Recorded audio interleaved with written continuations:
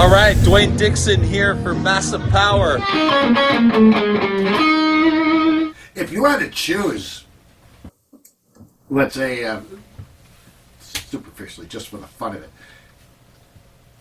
an instrument or voice, and what if you can only do one, sing or play a guitar or play a piano or play drums, which one would you choose? That's a hard. But I can't sing and play guitar. Nope. One or you the can't. other. No, you can play the guitar, but the one you choose will be the ultimate. I mean, It'll be what you'd be known for. Oh, his voice, his guitar. I've always identified myself more of a guitar player, but I played guitar and sang, and like as soon as I learned, I learned the words. Yeah. I learned the words. Everyone tells me to learn that, and I refuse. Love that song. Right? It's a standard, though. So every song that I learned on guitar, I also learned the words on, and that's. Did you have a hard time matching it up? No, because I Some people do, started at the same time, both of them. Did you take lessons? Not for about 10, 12 years of my playing. So I started playing at around 10. Right.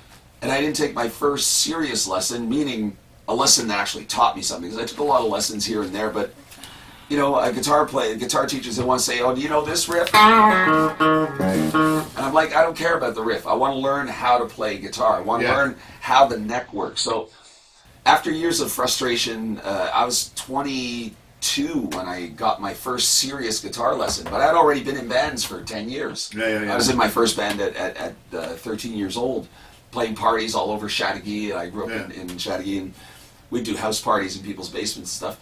And then I met this guitar player, teacher. His name was Mark Fleury, and I hope he's still around, Mark. I haven't seen you in years. And he taught me what the map of the guitar was. And I went from being a guy who had good days and bad days. Well, put it this way, they offered me a job 3 months after my first lesson. I suddenly understood it. All the lights went on.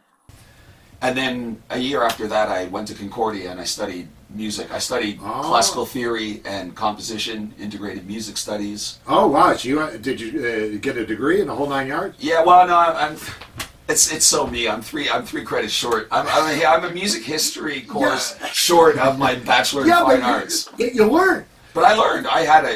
It was a mind-blowing and completely transformative experience. Because I saw a guy on YouTube. All these guys on YouTube to teach guitar, talk guitar. But this guy seemed a bit annoying. But he had his 25 things you should know. All those. But he had one point that I found very interesting when it came to music lessons. And he says, "Oh, I can learn myself. I can learn my ear." He says that's bullshit. Yeah. Because from my understanding, you're only going to get to a certain level. But taking theory, taking lessons can bring you to another level. Because, like you said, now you have an understanding. You know the map. There's a map. And there is a map. There's patterns that occur. And if you know what the patterns are, if you know the code, you crack the code, suddenly everything, opens right up. And then when I went to university, I stopped playing guitar for 4 years, and I just took 4 years of piano lessons. Really? Because I wanted to learn how to read scores. I wanted, I would. So you know how to read music? Well, I'm not a sight reader, but I can write and I can read and I can. Okay, sure. Because I was doing things like I would write for piano and violin. I'd write a string quartet. I'd write, that was the stuff I went crazy on Beethoven and Bela Bartok and Mozart and all that stuff. Idea, oh yeah, it was transformative. That 4 years, that 4 years was crazy. Then I came out and I kind of relearned guitar again. Sure, but it must have come.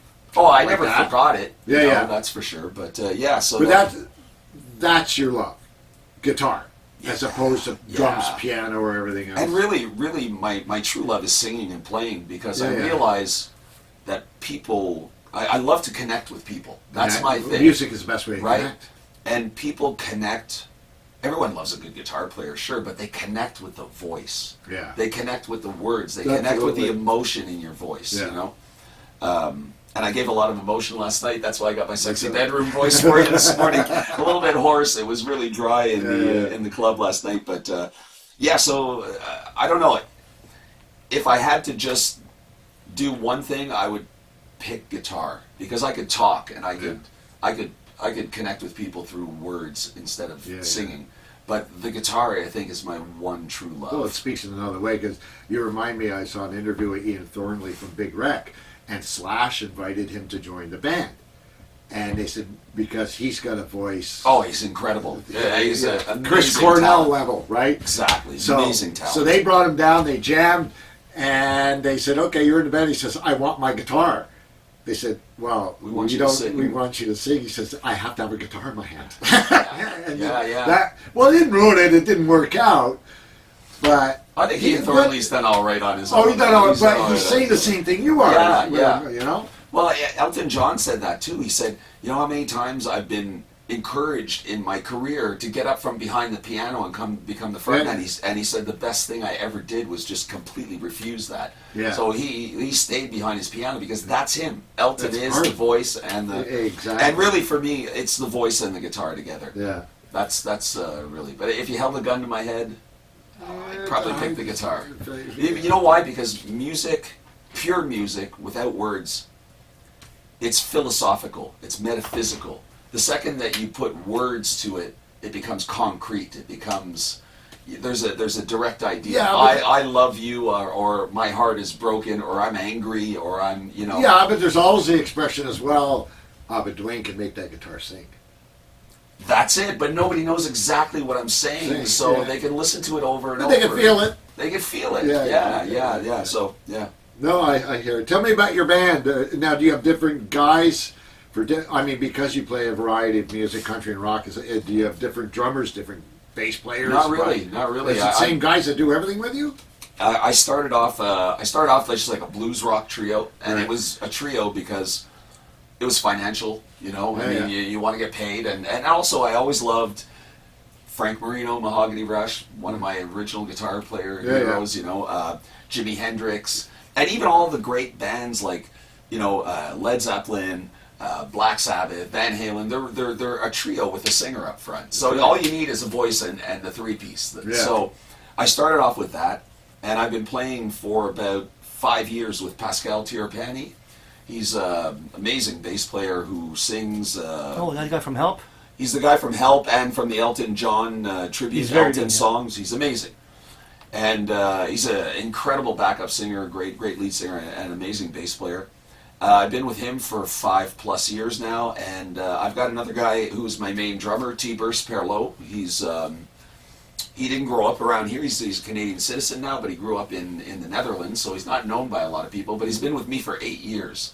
And he knows all of my repertoire. I've got all my original Dwane Dixon stuff that I do, like if I play at the Tremblant Blues Festival or the Montreal Jazz Fest, I mostly do my original compositions.